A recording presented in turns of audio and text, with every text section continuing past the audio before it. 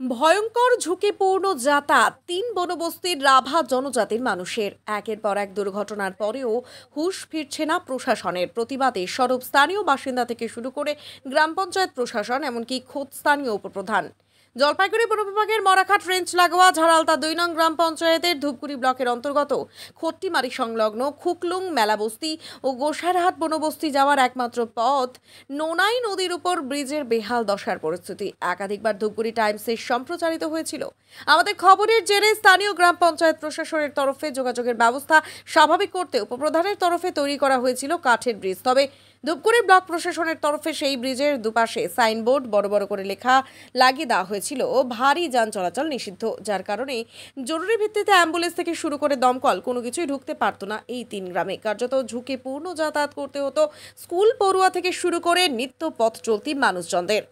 একদিকে যখন স্থানীয় মানুষজন অভিযোগ করছিলেন, পাশাপাশি দীর্ঘদিন ধরে আন্দোলনে সড়ক ছিল একটি স্থায়ী ব্রিজ নির্মাণের জন্য, যে ব্রিজ দিয়ে অনায়াসে দমকল থেকে শুরু করে জরুরি পরিষেবা প্রদানকারী অ্যাম্বুলেন্স যাতায়াত করতে পারবে। তবে স্থানীয় উপপ্রধানের অভিযোগ, গ্রাম পঞ্চায়েতের ফান্ড থেকে এত বড় মাপের কাজ কখনো করা সম্ভব নয়। সে কারণে তিনি একাধিকবার লিখিত এবং মৌখিকভাবে জেলা পরিষদের একাধিক নেতৃত্বকে গোটা বিষয়টির সম্পর্কে অবগত করেছিলেন। তবে আজ বিকেল নাগাদ একটি ভয়াবহ দুর্ঘটনার কারণে এই নোনাই ব্রিজের দুদিকের মানুষের যোগাযোগ বিচ্ছিন্ন হয়ে যায়। ঘটনাস্থলে ছুটে আসে স্থানীয় উপপ্রধান রবি রাভা। সরেজমিনে তদন্ত করে তিনি একরাশ ক্ষোভ উগরে দেন জেলা পরিষদের ভূমিকা নিয়ে।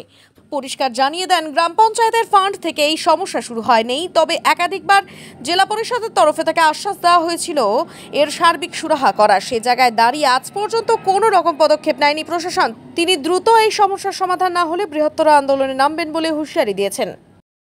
বলছিলাম কি সমস্যা কি হয়েছে এখানে? ও মাল আনতে গাড়িটা মাল আনতে ওই ব্রিজটা ক্লিয়ার হয়ে গেল। আচ্ছা, এই ব্রিজ তো দীর্ঘদিন ধরে একেবারে বিপজ্জনক অবস্থায় আছে। এখানে তো বিডিওর তরফ থেকে লেখানো হয়েছিল যে ভারী যান চলাচল নিষিদ্ধ। হ্যাঁ, তারপরে এত বড় ওভারলোডিং গাড়ি কারা নিয়ে যাচ্ছে? যারা মাল কিনছে ঘরে মাল কিনছে ওরা নিয়ে যাচ্ছে। এটা কি কোনোভাবে বৈধ হয়ে যাচ্ছে? এটা আমি কিভাবে বলবো? এখন ওরা যদি ওর ড্রাইভারের যে দিবেন না, এটা আমরা কিভাবে বলবো? ওরা ড্রাইভার তো দেখা উচিত ছিল যে যাওয়া যাবে কি না। আচ্ছা, ব্লক প্রশাসনের তরফ থেকে এটাকে বিপজ্জনক অবস্থার জন্য এখানে ভারী যান চলাচল নিষিদ্ধ করছে, সে জায়গায় এত বড় ওভারলোডিং গাড়ি যাচ্ছে, কি বলবেন? আমরা কি বলবো? এখন ওরা যদি না বুঝে, আমরা তো বলে তো ওরা শুনবে না। কোনো জানতে পারলেন কারা নিয়ে যাচ্ছে, কোথা থেকে নিয়ে যাচ্ছে, কি বিষয় রয়েছে? ওরা নিয়ে যাচ্ছে ওই যে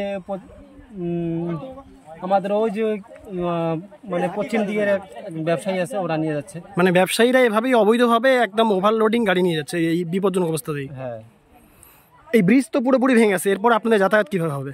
এখন যাতায়াত অনেক মুশকিল হয়ে যাবে, যাতায়াত তো করাই যাবে না এখন। তাহলে এই ব্রিজটা কাজকে করবে? দীর্ঘদিন তো আপনাদের দাবি ছিল যে ব্রিজটা তৈরি করে দেওয়ার, কিন্তু কোনো রকম প্রশাসন এটা পদক্ষেপ করেনি। স্থানীয় প্রশাসন অর্থাৎ গ্রাম পঞ্চায়েত তরফ থেকে একটা ছোট্ট কাঠের ব্রিজ তৈরি করা হয়েছে, তাই এখন তো এটা পুরোপুরি শেষ, কিভাবে যাবে তাহলে? এখন প্রধান পঞ্চায়েত আছে, সেদেরকে জানাতে হবে। যদি ওরা যদি ঠিক করে দেয় দিবে, নাহলে তো এইভাবে থাকবে। শিলিগুড়ির সুবিখ্যাত গ্যাস্ট্রোন্ট্রোলজিস্ট ডাক্তার আকাশ জয়সওয়াল এখন ধূপগুড়ি বুলটি ফার্মাসির চেম্বারে। গ্যাসের সমস্যা, লিভারের সমস্যা, পেটে ব্যথা, অম্বল, জন্ডিস, অর্শ, গ্যাস্ট্রিক আলসার, বুকে জ্বলা, পায়খানার সমস্যা, দীর্ঘদিনের পুরনো আমাশা, হজমের সমস্যা, কোষ্ঠকাঠিন্য, ক্লোরেক্টাল ক্যান্সার, ফিস্চুলা ইত্যাদি সমস্যায় কি ভুগছেন? তাহলে আর দেরি না করে এক্ষুনি আপনার নাম নথিভুক্ত করুন। আমাদের ঠিকানা হাসপাতাল পাড়া, ধূপগুড়ি। বর্তমানে এই ব্রিজের পরিস্থিতি এত খারাপ হয়ে গেছে যে চলার মতো না। কিন্তু এখন নিরুপায়ে, কিন্তু একমাত্র যেহেতু আমাদের রাস্তা এইটাই, এই রাস্তা ছাড়া আমাদের কোনো জায়গা, হসপিটাল থেকে শুরু করে আমাদের স্কুল থেকে শুরু করে বাজারঘাট থেকে শুরু করে সমস্ত রকম কিন্তু যাতায়াত একমাত্র অবলম্বন হয়েছে এই ব্রিজটাই। এই ব্রিজটার উপরে আমাদের 3টা বনবস্তি নির্ভর করছে। এবং হচ্ছে এই এলাকার মানুষ দীর্ঘদিনের প্রায় 2 থেকে 2.5 বছর হলো, যখন এই ব্রিজটার মুখা ভেঙে যায় তখনই কিন্তু সাংবাদিকরা এসে কিন্তু আমাকে প্রশ্ন করেছে যে এটা কিভাবে আপনারা ব্যবস্থা নেবেন। সেখানে কিন্তু আমি আমার যে জেলা পরিষদের মেম্বার মমতা বৈদ্য সরকারকে আমি জানিয়েছিলাম, যেহেতু ইরিগেশন দপ্তরের এটা টোটালি, কিন্তু সেটা আমার জিপির থেকে যদি করার সামর্থ্য থাকতো সেটা আমাদের এই জিপির থেকে করা যেত। কিন্তু এইখানে জেলা পরিষদের মেম্বার মমতা বৈদ্য সরকারকে আমি বারংবার জানিয়েছিলাম, তার সত্ত্বে আজ অবধি কিন্তু কোনো রকম উনি সাড়া দিচ্ছেন না। এখন আগামী ভবিষ্যতে উনি কি পদক্ষেপ নেবেন সেটাও কিন্তু কোনো ধোঁয়াশায় রয়ে গেছে। আপনার নিজস্ব উদ্যোগে যে ব্রিজটা তৈরি করা হয়েছে বা কাঠের যে ব্রিজটা, সেই ব্রিজটা আজকে ভেঙে গিয়েছে, মানে একটা ভয়ঙ্কর ধরনের দুর্ঘটনা সেখানে ঘটে যেতে পারতো। সেই জায়গায় দাঁড়িয়ে সেখানে কোনো রকম প্রাণহানির ঘটনা ঘটেনি, কিন্তু এই জায়গায় দাঁড়িয়ে আমরা যখন আপনার জেলা পরিষদ সদস্যকে ফোনে কথা বলেছি, তিনি এই বিষয়ে কোনো রকম মন্তব্য করতে চাইছেন না। কি বিষয় রয়েছে? উনি এই ব্রিজের জন্য কতখানি কি করছেন এবং কি ভাবছেন সেটা কিন্তু এখনো ধোঁয়াশা। আমি ফোন করলেই উনি বলছেন যে প্রসেসিংও রয়েছে, হ্যাঁ ফান্ড নেই, ফান্ড আসলে আমি করে দেবো, এই কথাই কিন্তু উনি বলে আসছেন। এবং আমি কোনোরকমভাবে ভরসা পাচ্ছি না যে উনি কাজটা করবেন, এখনো পর্যন্ত কিন্তু আমি ভরসা পাচ্ছি না। এবং যখনই এই ব্রিজের মকাটা ভেঙে যায় তখন কিন্তু আমি খুব তাড়াহুড়া হয় বিডিওকে জানাই। বিডিও উনি নির্দেশ দিয়েছেন যে কোনো রকম পারাপারের ব্যবস্থা আপনি করবেন।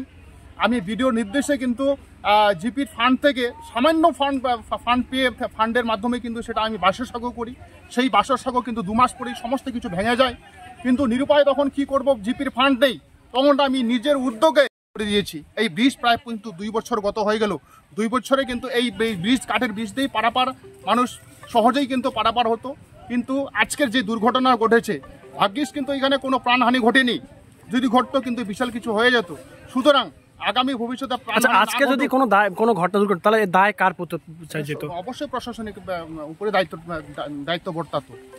তাহলে এই যে এখন ব্রিজটা ভাঙা অবস্থা রয়েছে, তাহলে এই মানুষজনদের পারাপার কিভাবে হবে? এখন আপাতত যেহেতু আমি ইতিপূর্বে জানিয়েছিলাম জেলা পরিষদকে, উনি কথা দিয়েছেন, আজকেও কিন্তু আমি ফোন করব, উনি কি বার্তা দেয় এবং জিপি ফান্ডে যদি কিছু করা যায় আপাতত পারাপারের জন্য, সেটা আমি অবশ্যই ব্যবস্থা গ্রহণ করব।